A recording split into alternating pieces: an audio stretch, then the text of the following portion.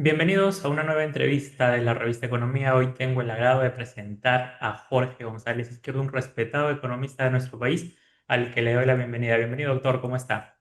Eric, muchas gracias por la invitación. Muy buen día. Bien, doctor, más que nada, primero agradecerle su tiempo para la revista y ya pasando al tema de la entrevista, lo que nos concierne, ya estamos a pocos días de la asunción del nuevo gobierno de la señora Keiko Fujimori. Y, doctor, quisiera saber cuál considera usted que deberían ser las prioridades en el tema económico, sobre todo para el próximo gobierno, en los primeros 100 días. Mira, ve, en economía uno tiene que distinguir lo que se llama el nivel macroeconómico y el nivel microeconómico. El nivel macroeconómico se refiere, por ejemplo, al comportamiento de la inflación, el comportamiento de la producción, etcétera. Y el nivel microeconómico se refiere básicamente al bienestar de los ciudadanos, al bienestar del ciudadano de a pie, él y su familia. Entonces yo voy a contestar la pregunta que me han hecho a esos dos niveles, a nivel macroeconómico y a nivel microeconómico. A nivel macro, el gobierno de la presidenta Keiko Fujimori está recibiendo una situación bastante favorable. A nivel macroeconómico, la señora Keiko Fujimori está recibiendo un país con estabilidad macroeconómica. Cuando la macroeconomía está inestable, el gobierno lo primero que tiene que hacer es preocuparse de estabilizar la macroeconomía y después preocuparse de las reformas profundas de la sociedad y de la economía. Pero cuando tú recibes una economía con estabilidad macro, ya no tienes que preocuparte sino solo de mantenerla.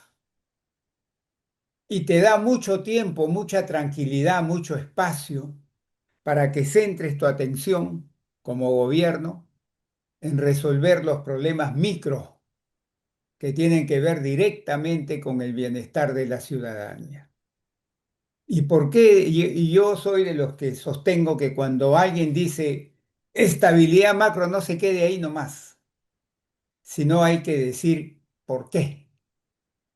¿Por qué creo yo que el gobierno de la señora Keiko Fujimori va a recibir una economía con estabilidad macro? ¿Por qué? Por cuatro razones. Primera razón, la economía está creciendo hasta ahora, ¿no?, a tasas superiores al 3%. En promedio, enero-mayo, la economía está creciendo 3,2, 3,3% y en 12 meses está creciendo todavía a mayo un 3,5%, a pesar de la caída de mayo de 1,8 debido ya que se empieza a sentir los efectos del fenómeno del Niño. Pero la economía está creciendo a tasas superiores al 3%. Así va a recibir la economía la señora Keiko. Y se estima que en el Perú el crecimiento potencial de la economía peruana está alrededor de 3%. Entonces, primera conclusión que uno saca es que la señora Keiko va a recibir una economía creciendo por encima del 3%, es decir, creciendo de acuerdo a su potencial, con lo cual se le hace un check. El problema sería que esté por debajo del potencial. Ahí es un problema. Pero está creciendo de acuerdo a su potencial. Un cheque. Segundo factor, el sector financiero tan importante. La situación de los bancos, cajas municipales, cajas rurales, financieras privadas y cooperativas de ahorro y crédito. A todo eso junto se le llama sistema financiero.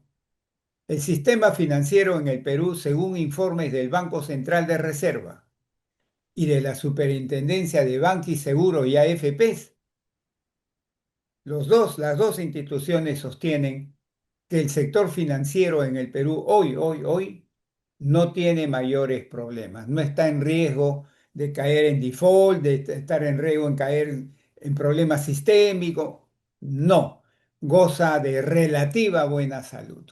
Entonces hay que poner un segundo cheque a algo tan importante como es la salud del sistema financiero.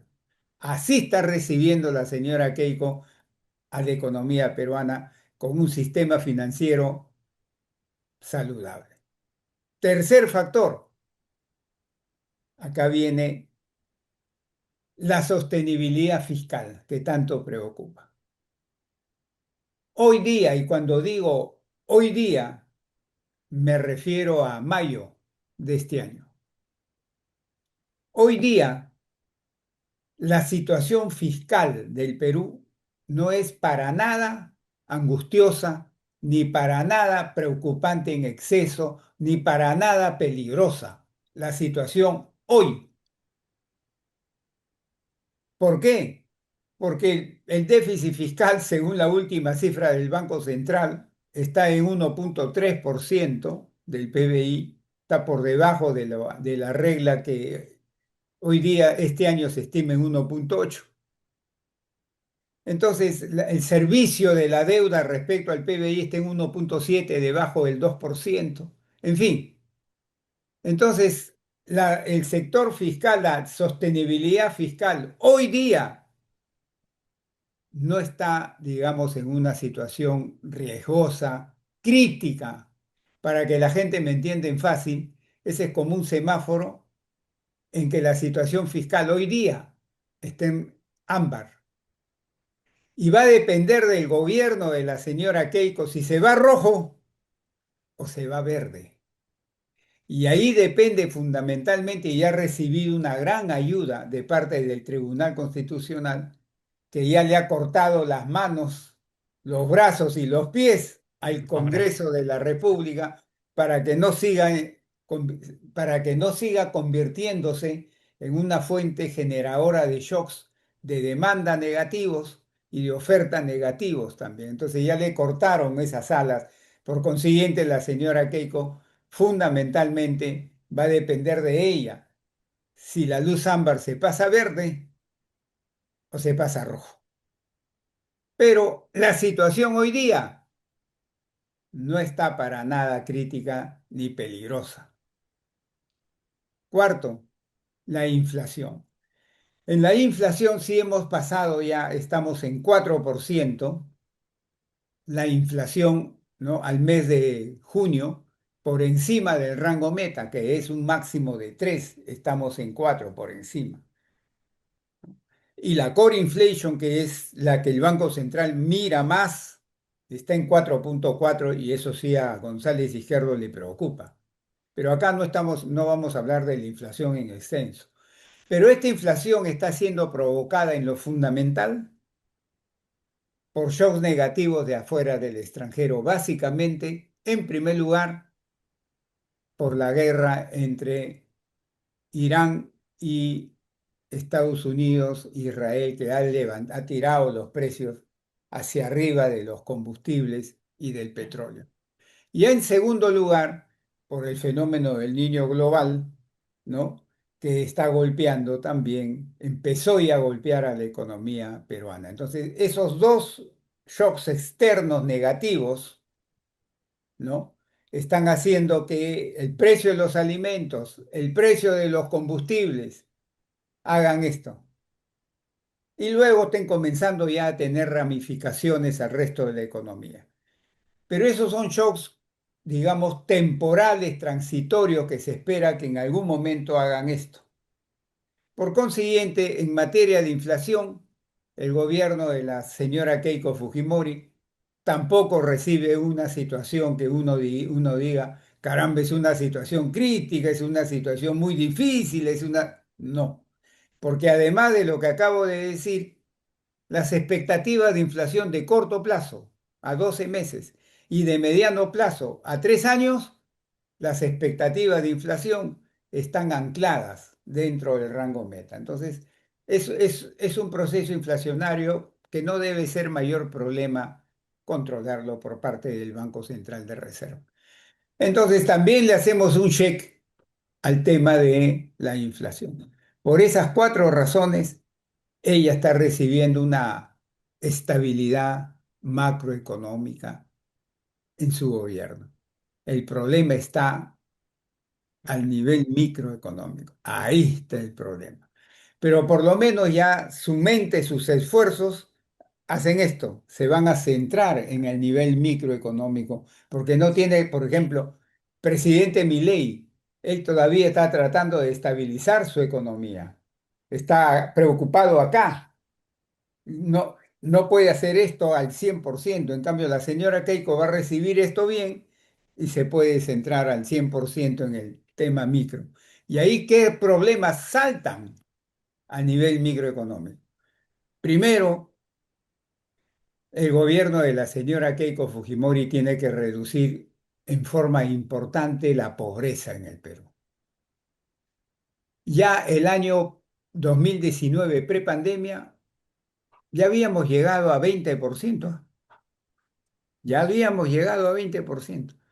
Hoy día estamos en 26%.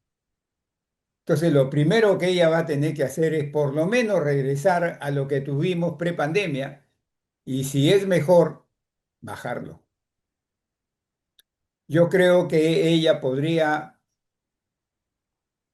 fijarse como meta reducir la pobreza en 2 puntos porcentuales por año, de tal manera que en su gobierno, 5 años, le lleva a 8, 9, 10 puntos porcentuales reducirlo, Mm, lo cual sería una muy buena, digamos, un buen legado que ella deja a la sociedad peruana, reducir apreciablemente la pobreza claro. monetaria, que es la que se mide.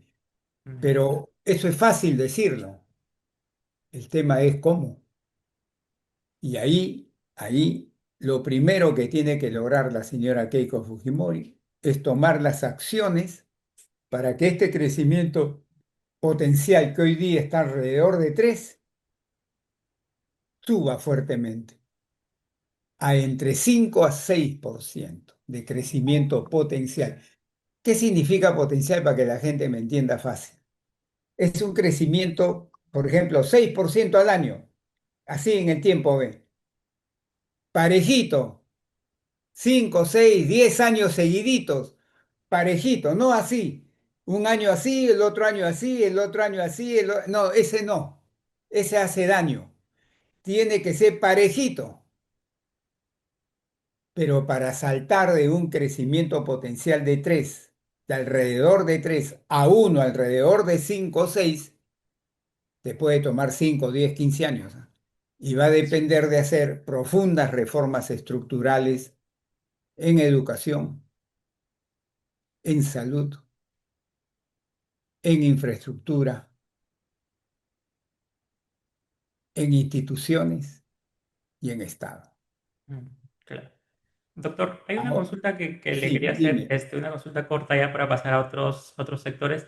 La cara visible durante los debates de la segunda vuelta de la economía del equipo de Fuerza Popular fue Luis Carranza. Luego se dijo que él no formaría parte del equipo ministerial, por así decirlo, y sería un asesor externo. ¿Cuál es su lectura, su opinión sobre ello?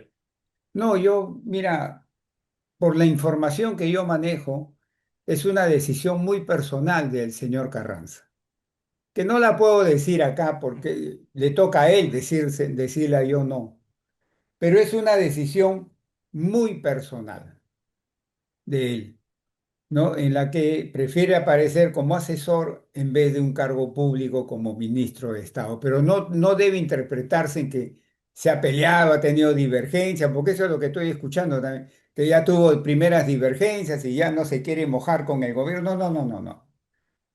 Por la información que yo manejo, es una decisión personal de él, pero no involucra, digamos, ningún tipo de desavenencia, ya problemas con el gobierno. No, no, no, Mm. no. Bueno, creo que lo que más preocupaba era más que nada por el conocimiento que él tiene, por la experiencia que tenía y por lo que le podía aportar, ¿no? Ese creo que era el miedo de por ahí de la población, Sí, ¿no? pero yo creo que la señora Keiko Fujimori, por la información con la que yo cuento, tiene muy buenos candidatos también al Ministerio de Economía que, mira, ve, lo voy a poner así, para mí son cuatro puestos que hay que mirar muy bien, sobre todo, hay que mirar muy bien. En primer lugar, el presidente del Consejo de Ministros. Va a depender muchísimo de él, ¿sabes qué cosa?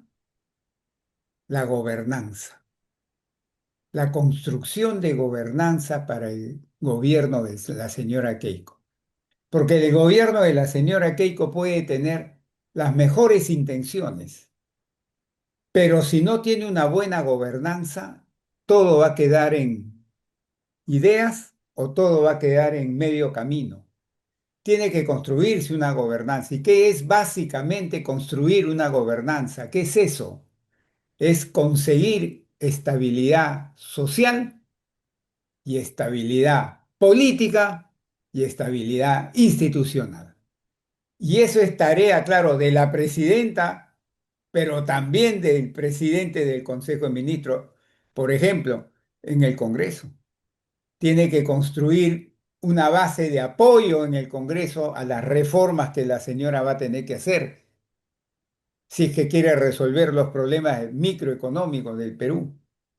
Si es que quiere elevar el crecimiento potencial, va a tener que ser, como ya acabo de decir, profundas reformas estructurales, pero para eso necesitas apoyo político, apoyo en el Congreso, apoyo de los principales partidos y movimientos políticos para que te den la tranquilidad social. Sin esa gobernanza es muy difícil que pueda alcanzar sus objetivos plenamente ella, ¿no? Claro. Mencionó que eran cuatro puestos clave. ¿Cuáles serían Ah, los el otros? presidente del Consejo de Ministros entonces juega un rol fundamental en esa construcción de esa gobernanza. En segundo lugar, el ministro de Economía. De él va a depender que esa luz ámbar no se convierta en roja, sino en verde. Darle sostenibilidad fiscal a la economía peruana, que es fundamental.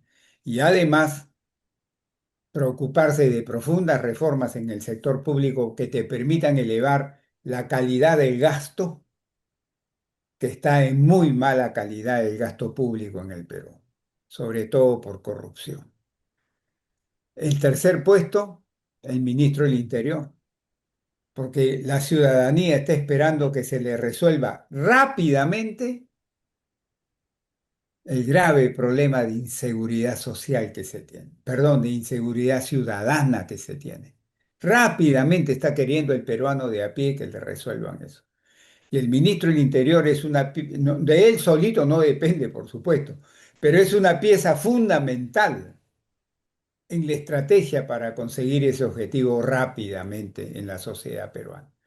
Y el cuarto, el canciller de la República. El ministro de Relaciones Exteriores tiene un gran rol que jugar, por ejemplo, mantener el equilibrio entre los intereses de la República de China y los intereses de la República del gobierno de los Estados Unidos. Entre otras, construir también una mayor base de presencia internacional del Perú en los foros y en las iniciativas mundiales, en fin, tiene una gran tarea que realizar el ministro de Relaciones Exteriores. Entonces Claro. hay que visualizar ahí esos cuatro cargos, por lo menos, para ver la calidad del gobierno que la señora Keiko Fujimori va a implementar acá en nuestro querido país, ¿no? Claro. Doctor, ¿cómo evalúa el segundo semestre de este 2026? ¿Cuáles son los factores que considera Mira, que podrían impulsar el crecimiento y también lo que podrían representar un sí, principal riesgo? mira, a Seguramente ver, el fenómeno niño es uno de ellos. quiero mostrar algo que mucha gente no lo dice. Quizás soy yo el único que lo estoy diciendo. Y es lo siguiente. Antes que la señora Keiko Fujimori tome el gobierno, el 28 de julio, están pasando dos cosas que no se le da mucha pelota, mucha importancia acá. Primero, ¿saben cuánto creció la inversión privada en todo el año 2025? Creció más de 10%. Lo vuelvo a repetir, más de 10%. inversión privada, que es una tasa de crecimiento elevada, no es normal. Segundo, ¿saben cuánto creció la inversión minera en el año 2025? La inversión minera es muy sensible al riesgo. ¿Saben cuánto creció? Creció más de 22%, que es otra tasa, yo diría, desusada, que no se ve así nomás. Pero enero-marzo, ¿cuánto creció la inversión privada de este año? Ya, ahorita, este año, ya no el año pasado. La inversión privada creció un poco más de 13%. Y la inversión minera, que es muy sensible al riesgo, a la inestabilidad, esas cosas, ¿saben cuánto creció entre enero y abril? Según el Ministerio de Energía y Minas, más de 40%. Así está recibiendo el gobierno de la señora Keiko Fujimori, al comportamiento de la inversión privada. Mucha gente cree que la inversión privada está así chiquita, cayendo, y que con ella va a subir. No, no, ya la recibe creciendo fuerte. Y lo que ella debe de seguir manteniendo es ese fuerte crecimiento de la inversión privada en su conjunto, sobre todo la no minera, no residencial, y también la minera, que es muy importante. Pero ya la viene recibiendo, o sea, no está recibiendo la inversión privada mal o bajetona o gateando, no, no, no, la está recibiendo corriendo bien. Entonces debe procurar que eso siga así. Entonces, contestando a tus preguntas, las cosas positivas que yo veo para este segundo semestre es que la inversión privada debe seguir creciendo. De repente no a esas tasas, que son desusadamente altas, pero a tasas altas, digamos. Y eso va a impulsar el crecimiento de la economía peruana en el corto plazo. Mira, voy a poner un principio que hay en macroeconomía, y es este. Primero lo voy a decir en inglés y después lo voy a traducir a castellano. En el corto plazo, entendiendo por corto plazo 6 meses, 12 meses, 18 meses, por ejemplo, output is demand determined. ¿Qué cosa quiere decir? Que lo que le pasa al PBI, que lo que le pasa a la producción, está determinado por el comportamiento de la demanda agregada de la economía. Para que la gente me entienda, del gasto, del gasto. ¿Cuánto gasta la gente? Eso es lo que te determina el dinamismo en el corto plazo de la economía. Entonces, la inversión, ahí con esos crecimientos, está empujando fuertemente en el corto plazo el gasto privado, que es el que manda en el Perú, no el gasto público, el gasto privado es el que manda, porque te pesa 80% del PBI. Segundo, el consumo privado. El consumo privado está creciendo entre 3 a 4%, que es un crecimiento bastante razonable. Y yo pienso que el consumo privado en el segundo semestre puede no estar creciendo entre 3 a 4, pero sí alrededor de 3%. Entonces, el segundo motor que te va a empujar fuertemente la economía es el consumo privado. Y luego viene la economía mundial, nos va a empujar fuertemente vía dos canales. El precio de las materias primas, sobre todo del cobre, no tanto del oro, plata, porque ya empezó a bajar, pero el cobre no. Entonces, el precio de las materias primas van a seguir relativamente altas y eso es un empujón fuerte para nosotros en la economía. Y segundo, que economías como Estados Unidos, China y Europa están cada uno de acuerdo a su realidad, pero están creciendo. Ese es el segundo canal por el cual nos va a ayudar la economía mundial. Sin embargo, si bien es cierto que por el lado de la demanda tenemos factores positivos que te van a influenciar el crecimiento de la economía en el segundo semestre, tenemos también factores negativos. Y ahora en el Perú, en primer lugar, es el fenómeno de El Niño, ¿no? El fenómeno del Niño nos va a afectar, ya está afectando a la economía peruana vía tres canales. En primer lugar, el canal de la inflación. Te está comenzando a hacer subir el costo de vida, sobre todo vía el canal del precio de los alimentos, porque te afecta directamente al sector agropecuario, agrícola más pecuario, y la pesca también, directamente. En segundo lugar, te afecta a través de reducirte el crecimiento de la economía, como hemos visto. En mayo el crecimiento se cayó. Enero, febrero, marzo y abril la economía peruana estaba creciendo pues superior a 3%, ¿no? De acuerdo a su potencial. Pero en mayo, ¡pac!, se cayó a 1,8. Básicamente porque tres sectores se cayeron fuertísimo. En primer lugar, pesca. En segundo lugar, manufactura que procesa los recursos naturales. Y en tercer lugar, el sector agrícola. Entonces, ese efecto se va a seguir sintiendo.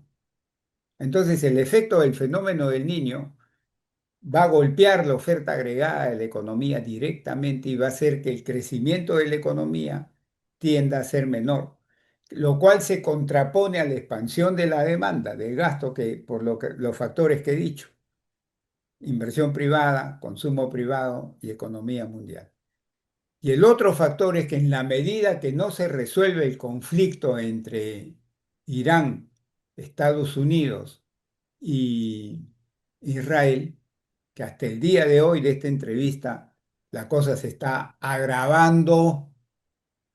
Entonces, mientras no se resuelva eso, también va a ser otro shock que me va a golpear la oferta agregada de la economía, principalmente vía el impacto sobre los precios, sobre la inflación.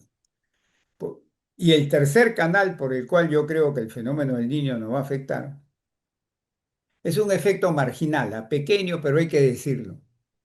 Te va a afectar las finanzas de aquellas instituciones del sistema financiero que se concentran en la micro, pequeña y mediana empresa. ¿Por qué? Porque es a este nivel donde se va a sentir más los efectos negativos del fenómeno del Niño. Entonces van a encontrarse empresas que no van a poder pagar oportunamente sus cuentas con los bancos, con las cajas rurales, con las cajas municipales. Y en la medida que ellos entren ahí en problemas de liquidez, eso te puede, digamos, causar ruido en el sistema financiero. Pero por la buena salud que tiene, creo que eso es manejable. Por eso yo digo que el tercer efecto negativo sobre el sector financiero podría ser un efecto marginal, ¿no? Claro. Ya, doctor, la última, ya para no pasarnos mucho el tiempo, el Perú ha venido creciendo unas tasas de crecimiento cercanas a un 3%, pero diversos especialistas economistas mencionan que quizás eso no sea suficiente para poder cerrar las brechas sociales, económicas. Desde su perspectiva, ¿a qué tasa deberíamos poder aspirar a crecer? Ya lo dije. El crecimiento actual potencial está estimado alrededor de 3, poco menos, un poco más, pero ahí está. Tenemos que saltar a un crecimiento potencial entre 5% y 6%. Mejor si fuese 6% el crecimiento potencial, desde mi humilde punto de vista. O sea, tendríamos que saltar de un 3 a un 6, pero en crecimiento potencial. Y eso obviamente implica una serie de grandes reformas estructurales, para lo cual se necesita, entre otros factores, construir la gobernanza que te permita hacer eso. Entonces, y saben ustedes, amigos, me dirijo a todos los que nos están viendo y escuchando. Cuando uno quiere ver el impacto sobre el bienestar de una familia, del crecimiento económico, hay que hacer este cálculo. agarrar el crecimiento de la economía y quitarle 1%. ¿Por qué? Porque el 1% se estima es el crecimiento neto de la población peruana. Entonces, si yo, por ejemplo, crezco 3% y le quito 1, 3 menos 1 me da 2%. Ese 2% se le llama crecimiento del ingreso per cápita. Ese es lo que es fundamental para el bienestar de una familia, de la sociedad en general. Y con un 2% de crecimiento per cápita, o 2,1 o 2,2, como yo lo digo, no te alcanza ni para el té. Es decir, no te alcanza para solucionar los graves problemas que tiene la sociedad peruana a nivel microeconómico hoy día. En cambio, si hacemos, por ejemplo, el ejercicio con 6%, le restamos 1 y nos queda un crecimiento de ingreso per cápita de 5%, que sí es un crecimiento del ingreso per cápita que te va a dar los recursos para que puedas solucionar en el tiempo los graves problemas de la sociedad peruana, ¿no? Te lo pongo así, clarito. Perfecto, doctor. Muchas gracias por pasarse por la revista. No, Eric, gracias a ustedes por darme la oportunidad. Gracias. Bien, con nosotros estuvo Jorge González Izquierdo, destacado economista de nuestro país, para hablarnos sobre estos temas económicos que tan preocupado tienen a la población. Con nosotros será hasta una próxima entrevista aquí en la revista Economía.